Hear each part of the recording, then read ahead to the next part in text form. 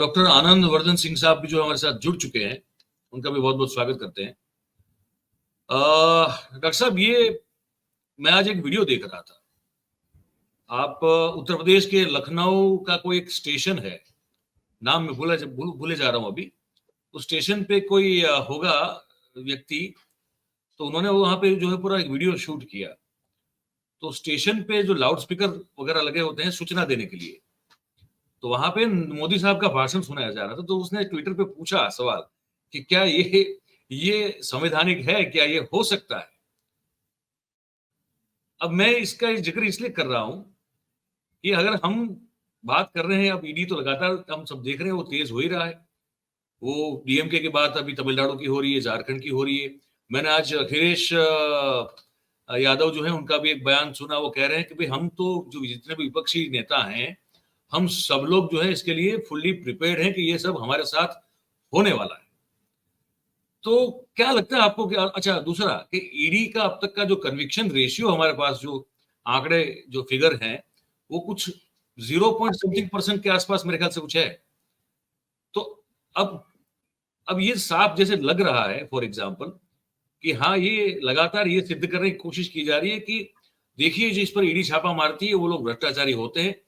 एक और प्रधानमंत्री जी जो है अपना भाषण में कहते हैं कि मेरा ताप इतना है कि मेरी बगल में कोई भ्रष्टाचारी बैठ नहीं सकता।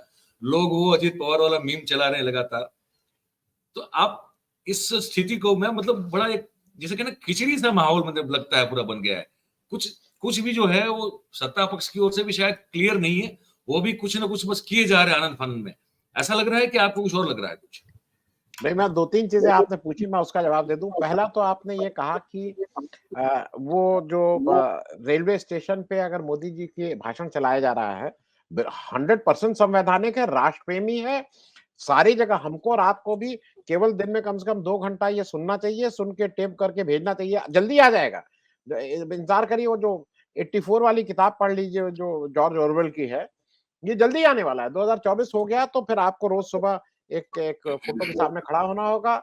उसका जनगण मतलब जनगण मन जैसा कोई हो सकता है, उस समय नया एंथम निकला है, वो करना होगा, फोटो खींच के उनको भेजना होगा कि मैंने भाई सुबह सुबह मैंने स्तुति आपकी कर ली या आरती उसकी कर ली। तो ये तो आने वाला है, इसलिए उसकी आदत भी डाल लेने में कोई बुराई नहीं है। जो आप ताप की बात कह रहे हैं, ताप केवल वही नहीं, येदुरप्पा के साथ येदुरप्पा तो आपकी पार्टी के हैं, हेमंता बिस्व शर्मा आपकी पार्टी के, मतलब बड़े बड़े लोगों के नाम बताए, ये सब आपकी पार्टी के लोग हैं। और मैं दो तीन बातें इसमें इसलिए हैं क्योंकि एक दूसरे से रिलेटेड है। आपने पहले कन्विक्शन रेशियो की बात कही। वो कन्विक्शन रेशियो की मैं इसलिए बात बता दूं, जो हिंदुस्तान की न्याय व्यवस्था है, जितना मैं समझा हूं, उसमें न्याय आपको क्या दंड मिला ये नहीं है, पुलिस में ले जाना ही आपका की पूरा पेनल्टी है। आपका पूरा जो जो आपके साथ होता है वही आपकी सजा हो जाती है। और इस मामले में मैं ये हमारी एक अद्भुत न्याय व्यवस्था है, जहां ऐसे भी एग्जाम्पल मिलेंगे कि जो हत्या के डायरेक्ट मेन आरोपी हैं, सीबीआई द्वारा आरोपित हैं, जेल जाते हैं, तड़ीपार होते हैं, और उसके बाद बिना अदालत गए, बिना अपना एक भी वक्तव्य अदालत गए, अदालत से बरी हो जाते हैं और देश के बड़े पदों पे मंत्री बन जाते हैं। इस तरह के उदाहरण है। तो हमारी न्याय व्यवस्था, जितने दिन वो तड़ीपार पार जी जेल में थे वही उनकी सजा थी। उसके बाद इस देश में आपने किसी को सजा होते हुए देखा है? कोई सजा नहीं होती है। हम जो ज्यादा सक्षम है, सहारा जी बाहर बैठे हुए हैं, वो कुछ 100-200 करोड़ रुपए हर महीने देते रहते हैं, सुप्रीम कोर्ट उनका बेल बढ़ाता रहता है। भाई ये कैसे वो हो सकती है कि हर महीने वो देते हैं, और उनके कुछ 15-20 हजार करोड़ रुपए इकट्ठा हो चुके हैं, जिसको लेने वाला कोई नहीं है। सेबी बार बार वो लगाती है, भाई ले लो, मतलब बोली लगाती है कि पैसा ले जाओ, कोई पैसा ले उसको क्लेम करने ही वाला नहीं है, और वो हर महीने पैसा दिए जा रहा है। ये बात मैंने जानबूझ के इसलिए कही। अब मैं संजय सिंह की बात पे आ जाऊं। संजय सिंह का जो पूरा मामला है, उस पूरे मामले में मैं बहुत डिटेलिस्टिक क्योंकि मैं शुरू का 2-4 मिनट मिस कर दिया था, तो मैं हो सकता है मैं रिपीटेशन हो दर्शकों के लिए, माफी मांग लूं। उनका पूरा मामला इस चीज पे रेस्ट कर रहा है कि जो शराब वाला जो भी हुआ था कांड, उसमें कितना सच्चा था कितना था वो न्यायालय डिसाइड करेगी। हम और आपके पास ना उस तरह की व्यवस्था है, ना हम कुछ जान सकते हैं। हम तो जो हमारे पास दो चीजें हुई। एक चीज ये हुई कि संजय सिंह के ऊपर ये इल्जाम है कि एक उसमें से एक आरोपी दिनेश अरोड़ा, जो 4 महीने पहले अरेस्ट हुए थे, जो अब सरकारी गवाह बन गए हैं, उन्होंने ये कहा कि संजय सिंह ने मुझे केजरीवाल साहब से और मनीष सिसोदिया साहब से मिलवाया था। It ends there. और उन्होंने कहा कि पुलिस ये कह रही है कि 2 लोगों के उन्होंने और नाम लिए हैं। वो 2 लोगों का भी ब्लैंक बाकी है। वो अब जिसका, क्योंकि वो होता है ना कि अब ये निकल गई, अब 2 रखे रहो, जिस दिन होगा उस दिन उसका नाम डाल के उसी को करा दिया जाएगा। उन्होंने 2 लोगों का नाम और लिया है, ये पुलिस कह रही है। इस देश में क्या केजरीवाल कोई आतंकवादी थे जिनसे उन्होंने मिलवाया? केजरीवाल चीफ मिनिस्टर थे। क्या मनीष सिसोदिया कोई आतंकवादी थे? या कोई संजय सिंह कोई आतंकवादी थे? अगर उन्होंने किसी को मिलाया, उसके बाद संजय सिंह ने, अरे केजरीवाल साहब ने क्या किया, मनीष सिसोदिया क्या, वो जाने। लेकिन संजय सिंह के इस आरोप के बिना पे आप उनको उठा के लेते जाते हैं। मैं इस बात को इसलिए कह रहा हूं कि संजय सिंह को भी पता था कि ये होने वाला है। 2 अक्टूबर की शाम को मैं और संजय सिंह जी एक जगह थे।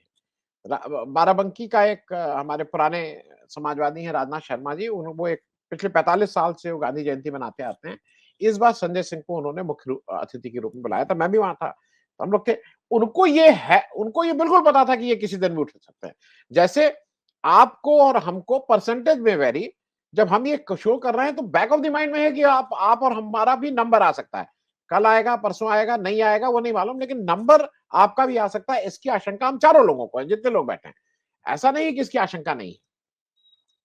संजय सिंह के साथ जब आपने ये किया, ठीक है, मान लीजिए आप संजय सिंह किस बिना पे कर रहे हैं कि क्योंकि एक आरोपित जो है उसने कहा कि मैंने इनसे मिलाया, तो सिर्फ एक चीज पूछ लीजिए। एक हमारे यहाँ के हमारे मोदी जी हैं, प्राइम मिनिस्टर हैं, वो तो मेहुल भाई को बिल्कुल जानता है। अरे मेहुल भाई, अपना मयूर भाई, तो मयूर भाई तो यहीं रह गए, मेहुल भाई निकल लिए, तो उसका भी तो फिर कोई ना कोई कॉन्ग्रेस लेना चाहिए। उसको भी तो कहीं ना कहीं संज्ञान में लेके कुछ कार्रवाई होनी चाहिए, क्योंकि एडमिटेड है कि वो जो अपराधी भागा वो आपके भाई, आप उसको बोलते थे, आपका बहुत याराना था उससे, तो उस पर कोई संज्ञान नहीं लिया जाएगा। बाकी बातें छोड़ दीजिए, बाकी जो वाइब्रेंट ये भी वाइब्रेंट वाइब्रेंट गुजरात समिट में बहुत सारी बार वो रहते थे वहां पे। नहीं। और ये पूरे देश ने देखा है, जब वो मेहुल भाई को एक किसी उसमें उनसे कुछ तायद करवा रहे थे, कुछ मतलब पूछ रहे थे, और कह रहे थे देखिए मेहुल भाई अपने यहाँ, तो मेहुल भाई वहां थे। और अगर कस के कोई ढूंढेगा तो नीरव भाई और ललित भाई और इन सबके भाई के बहुत से कुछ चीजें निकल आएंगे। मैं सिर्फ ये कह रहा हूं कि ये जो आपने संजय सिंह के साथ किया, और एक चीज जो साफ साफ निश्चित दिख रही है, जो मुझे दिखती है, अब इसमें कोर्ट इंटरवीन करे क्या करे, क्योंकि यूएपीए में कोर्ट कितना इफेक्टिव होगा मुझे नहीं मालूम, कि संजय सिंह अब जब गए हैं तो वो अब इलेक्शन से पहले निकलने वाले नहीं है, मेरी मेरी जितना समझ है। सारा कुछ दो चीजों के ऊपर सारा जोर है। पहला जोर यह है कि संजय सिंह आम आदमी पार्टी के सबसे इंपॉर्टेंट वो वो धुरी थे जो ऑपोजिशन के साथ जिनका तालमेल सबसे ज्यादा था। केजरीवाल साहब का वो तालमेल नहीं है। केजरीवाल साहब की, मुझे जैसा लगता है कि उस तरह की गुडविल भी नहीं है। केजरीवाल साहब उस तरह की विश्वसनीयता नहीं पैदा करते हैं जो विश्वसनीयता संजय सिंह पैदा करते थे, और ये हम लोगों ने तमाम उसमें देख लिया। जब राज्यसभा का वो संजय सिंह तो राज्यसभा के, लेकिन जितने बार वो अंदर उन्होंने भाषण दिया, उससे वो कई बार आपको रात में प्रदर्शन करते हुए, धरना देते हुए, गांधी कितनी बार देखा है, रात भर रो रहे हैं, वही कर रहे हैं, वही अनशन कर रहे हैं, ये कर रहे हैं, वो कर रहे हैं, ये सब देखा गया है। तो संजय सिंह उस पॉलिटिकल चीज को ज्यादा बेहतर ढंग से समझते थे।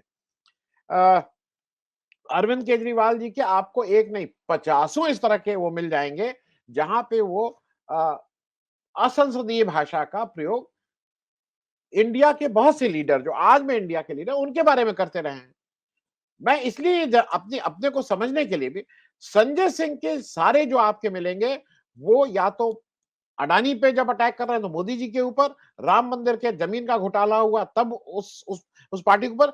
मुझे बहुत ढूंढने के बाद भी संजय सिंह, ठीक है वो बात तो पॉलिटिक्स, लेकिन व्यक्तिगत आरोप जैसे ये लगाते थे जो केजरीवाल साहब भी, देखिए छोटा पैक थे, उस बड़े पैक का छोटा पैक ये भी थे, जिस तरह की भाषा और जिस तरह के आरोप ये लगाते थे बेबुनियाद, जिसका कुछ भी नहीं, मैं ये निकाल के दूंगा, मैं वो निकाल के दूंगा। तो आज की तारीख में जो मोदी जी कर रहे हैं वो बिल्कुल डराने के लिए कर रहे हैं, लेकिन उससे ज्यादा वो ये कर रहे हैं कि किसी भी तरह से, देखिए हमको आपको जानते हैं क्यों नहीं डर लग रहा, हमारे और के पास है क्या, जैसे यहाँ है वैसे ही जेल में रहेंगे, इसमें कोई किसी को डर नहीं। डर लग रहा है उन लोगों के पास जो पैसे के ऊपर बैठे हुए हैं इस देश में, और वो नेता लोग हैं। हमको अब हवा टाइट है नेता लोगों की, वो कोई भी इंडिया का नेता हो, बोले भले ही ना, मैं नाम से बता सकता हूं, अगर कभी जरूरत पड़ी तो नाम भी ले लूंगा। अरे असल में मोदी जी का नाम नहीं हमारे लेना चाहिए, बीजेपी का हमारे नाम जैसे लेना चाहिए। अगर हम मेरे जैसे घर व्यक्ति के घर पे आ गए तो उनको मिलेगा कि इसके इतना ऋण है, ये डेट है, चुकाना पड़ेगा हमको अगर नहीं मिले तो। नहीं नहीं, ये कानून में एक संशोधन करवा दीजिए कि जो जेल जाएगा उसके ऋण जो है वो ये करेंगे, तो फिर बहुत सी चीजें आसान हो। नहीं, मैं सिर्फ इसलिए कह रहा हूँ मयूर भाई कि ये डराना पत्रकारों को उतना डराना नहीं है, ये messaging is more for the political people. जो पॉलिटिक्स में भी तब तो अरुण जी, तब तो फिर अडानी अडानी ऋण वाला बात ऋण वाली बात कहेंगे तो फिर अडानी भी उसमें अडानी का भी बहुत ऋण है। आ जाएगा आ जाएगा आ जाएगा। तो नहीं, मैं सिर्फ इस बात को इसलिए कह रहा था कि ये मैसेजिंग उन लोगों के लिए है, और मुझे ऐसा लगता है कि अब वो डर आगे जीतने वाली शायद स्थिति आती जा रही है, जहां पे मुझे अच्छा लगा जब आज अखिलेश यादव जी भी इस पे बोले। कम से कम कुछ ऐसे लोग जिनको लग रहा है कि भैया अगर बोलोगे नहीं तो तुम 100% तो अभी नहीं जाओगे, 2024 के बाद चले जाओगे अंदर, क्योंकि ये एक ऐसा डर है, इस डर से आपको बाहर निकलना होगा। आपका जो भी जेल जाने के लिए तैयार रहना होगा। बहुत से नाम ऐसे हैं जो जेल जाने के लिए तैयार रहते हैं, लेकिन पॉलिटिशियन ठीक हैं, तो आज तक उनका कुछ नहीं हो पाया है। तो मुझे ऐसा लगता है कि ये सारा कुछ, और एक जो जाति जनगणना इन सबका रूट कॉज है, उसका जवाब मिल नहीं पा रहा है, और उसका जवाब वो ढूंढते रह जाएंगे। मुझे नहीं लगता है कि 2024 इलेक्शन तक कोई जवाब मिल पाएगा मोदी जी को।